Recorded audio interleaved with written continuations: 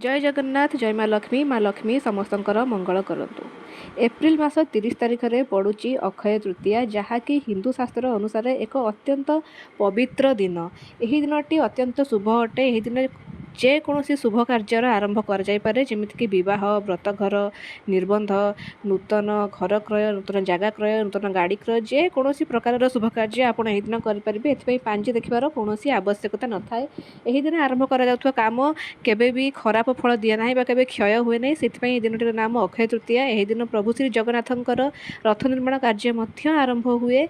तेबे यही दिन आम माँ यही दिन रे आमे माँ लक्ष्मी और कुबेर को पूजा करवा उचित। जमीती आम दीपावली धनतेरस रे पूजा करूँ सेमती आम अक्षय तृतीया दिन माँ लक्ष्मी और कुबेर को पूजा करवा उचित। यह द्वारा घर को धन आसी थाए, ऐश्वर्य आसी थाए, सुख समृद्धि वृद्धि हुए। यही दिन रे आपण पूजा घरे एक नड़िया स्थापन करंतु। यह अत्यंत शुभंकर होता है। आपण घरे दीप जालतु, घर द्वारम लिपा पोछा कर घर द्वारम सामने रंगोली आंकतु एवं दीप घर द्वारम दीप जालतु एवं माँ लक्ष्मी को उपासना करंतु। एही दिन रे आपण आमिष भोजन करंतु नाही।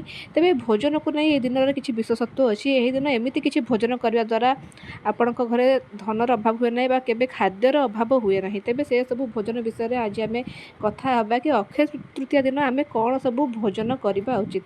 तेबे एही दिन आपण छतुआ निहाती भाव में खातु। अक्षय तृतीया दिन छतुआ खाइबा अत्यंत शुभंकर होता है।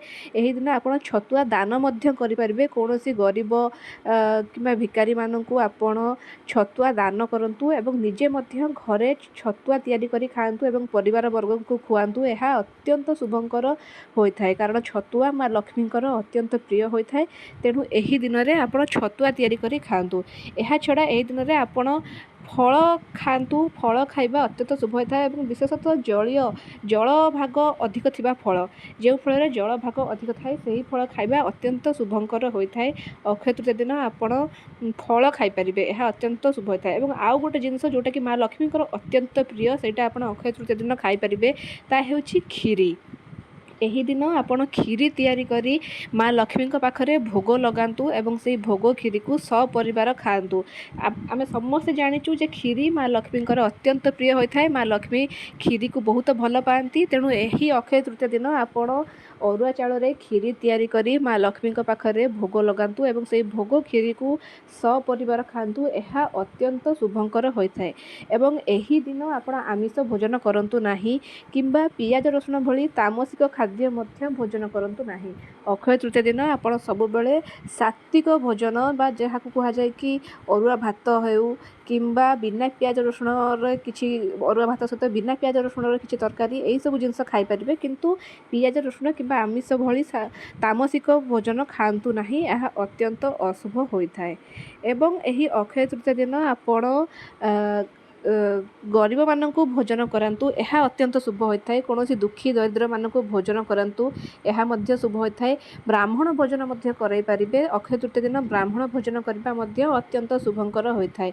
यही दिन ठाकुर पाखरे दीप जलातु, अशोक गछ मूल दीप जलातु एवं अशोक गछ मूल दीप जलाई सारी निजर मनस्कामना अशोक गछरे कहतु। देखिए आपणकर मनस्कामना निश्चित भाव में पूर्ण हेबो। एवं यही दिन दरिद्र भिकारी एवं ब्राह्मण मानक भोजन करातु। यह मध्य घर को सुख समृद्धि आनी थाए। कारण अक्षय तृतीया दान करने खूब महत् काम होता है। यही दिन दान करने द्वारा आपणकर धन संपत्ति ऐश्वर्य वृद्धि घटिबो। तेबे यही सब नियम को मानि रखंतु। देखिए भगवान आपणकर मंगल करिवे। जय माँ लक्ष्मी।